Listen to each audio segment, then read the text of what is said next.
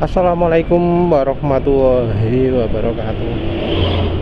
Kali ini penulis mau bahas soal penyakit yang bisa ringan, bisa berat, tergantung dari cara penanganan.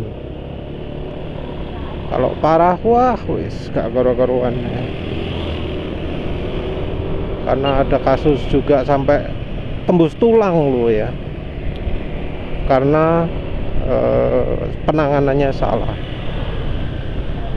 Ya mungkin ada yang lebih ahli daripada penulis, tapi ya penulis pakai pengalaman penulis saja lah. Ya, jadi kutu air itu sering terjadi kalau kaki itu sering basah dalam kondisi lama. Situasinya macam-macam. Ada yang di dalam rumah lantainya itu basah, sering dilewati.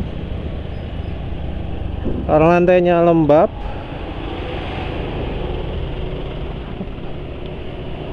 Ada juga yang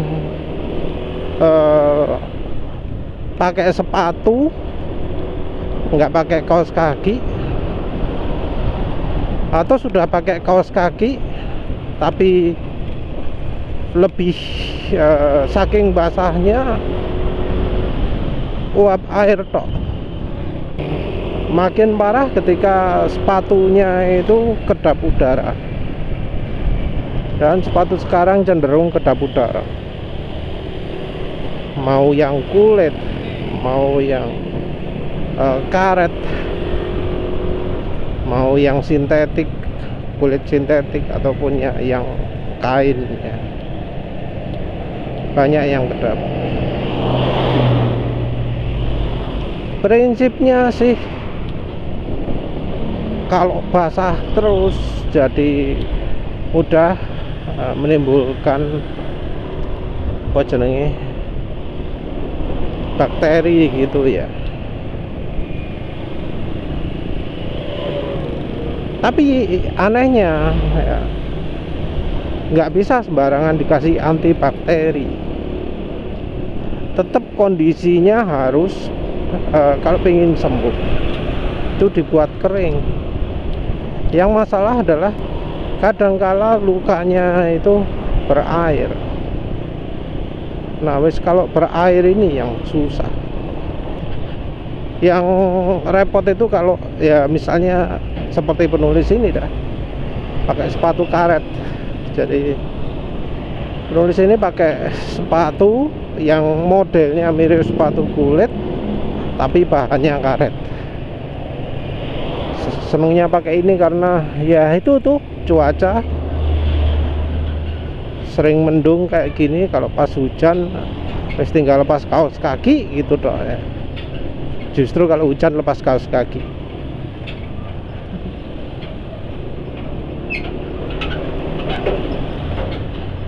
Soalnya pernah ya pakai kaos kaki kehujanan ya.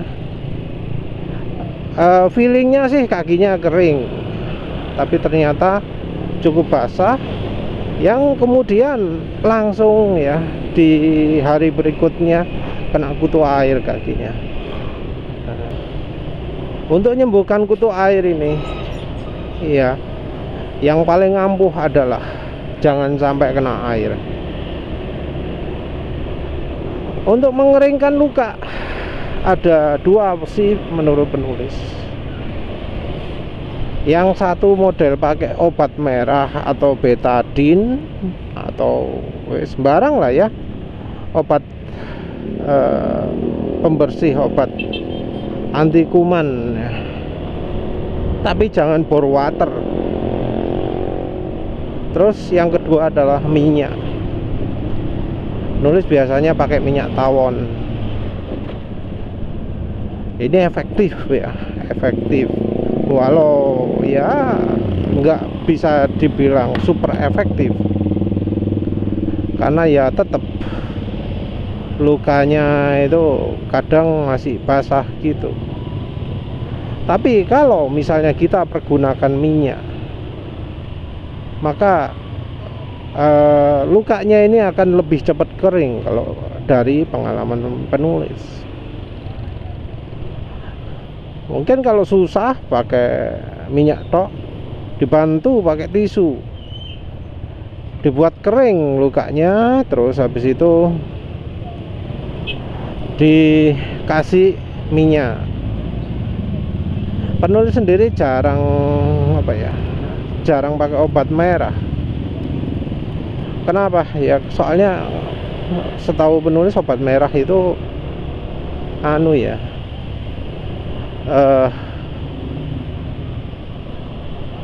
karena setahu penulis obat merah itu air ya. Mungkin kalau pingin lebih sip ya, bisa pakai alkohol, tapi jangan yang 70%. Alkohol yang 90%. Nah, kalau pakai alkohol 90% ya kemungkinan keringnya cepet sih. Cuma ya gitu, perih banget. Jadi emang airnya menguap bersamaan dengan alkoholnya ketika disekal, tapi ya perih banget lah ya.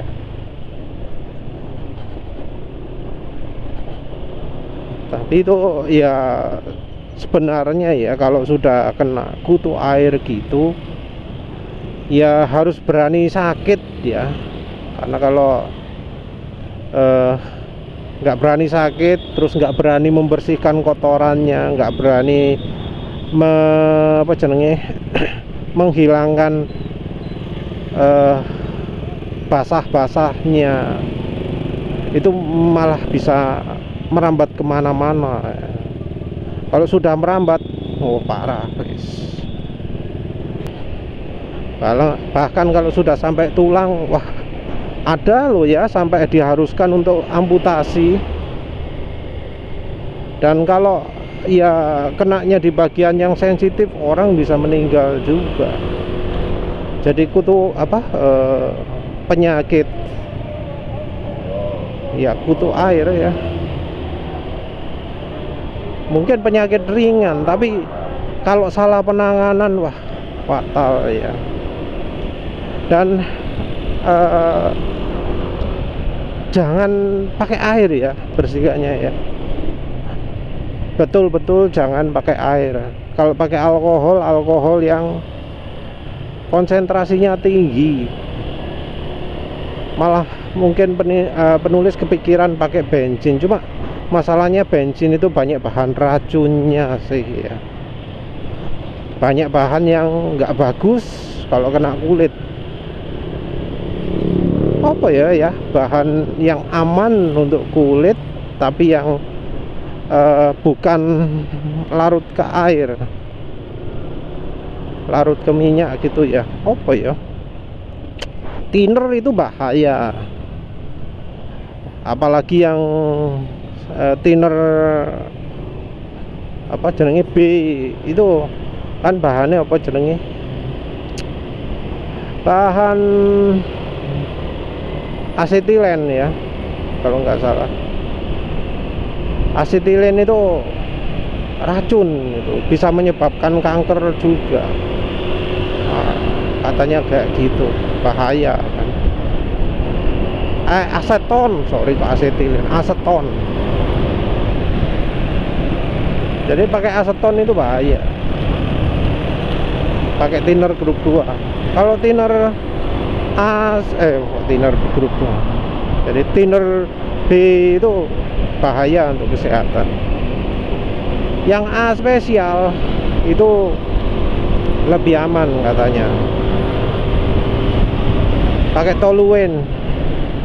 Tapi ya tetap sih ya ada resiko kesehatan juga, tapi mbohopo. Mungkin pernah tahu penghilang cat kuku itu aseton. Itu kayaknya jangan pakai itu deh. Entah kalau toluene penulis nggak tahu. Pakai spiritus juga penulis nggak tahu apakah spiritus itu aman untuk kesehatan. Yang jelas ya, kalau bisa sih pakai bahan yang mudah menguap, yang oil base, yang berbasis minyak, bukan basis air. Kalau basis minyak itu ya CH, kalau basis air ya H2O. Cara lain misalnya pakai bubuk, pakai perban macam-macam. Bubuknya itu harus bubuk yang yang membuat luka itu tidak basah gitu ya. Karena kalau basah itu harus dibuka lagi, harus dibersihkan yang basah-basahnya itu, dibalut lagi. Penulis sendiri nggak pernah pakai perban, pakai handy plus macam-macam, pakai minyak gitu dong. Terus ya diusahakan kaki tetap kering. Kalau pas kerja karena sering harus tetap pakai sepatu, wis itu susah sembuhnya. Biasanya sembuhnya kalau pas hari Minggu gitu, seharian nggak pakai sepatu, baru besoknya lagi sudah langsung oke. Jadi ya kayaknya ya, kalau mau sembuh, kalau metode yang lain gimana? Ada yang ngomong harus disuntik, harus pakai obat antibiotik yang diminum. Entah ya, kayaknya yang diminum-minum gitu kok nggak begitu ngefek ya. Sekarang juga penggunaan obat seperti itu makin diperketat ya. Jadi kayak antibiotik yang model apapun sekarang itu wajib pakai resep dokter. Jadi kita nggak bisa beli bebas, nggak ada obat antibiotik bebas. Bahkan untuk paracetamol saja nggak ada yang bentuk cair, nggak boleh bentuk cair.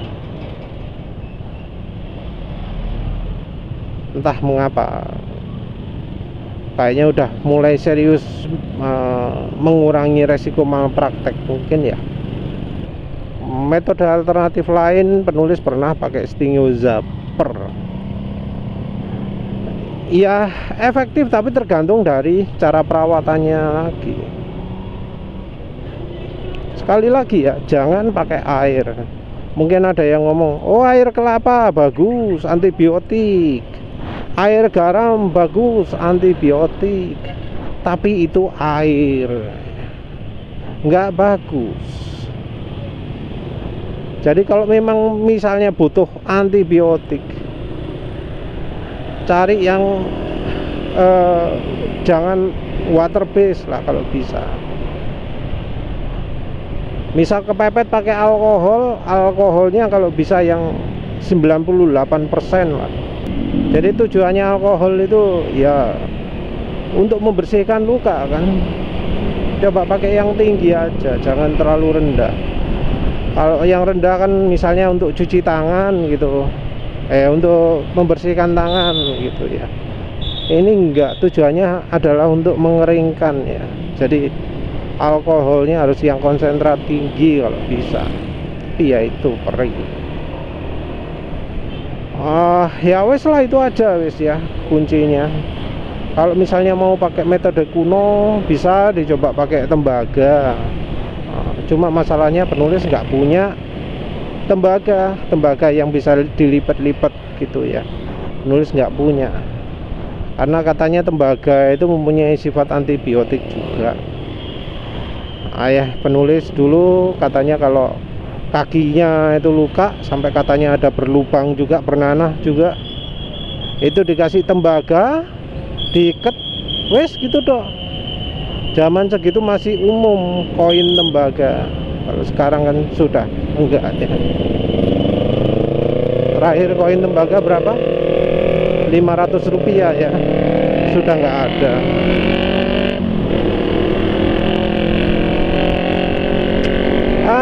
Ya wes lah, itu aja. ya semoga nggak ada yang mengalami kutu air, ya semoga nggak sampai parah kutu airnya. Terima kasih sudah menonton. Assalamualaikum warahmatullahi wabarakatuh.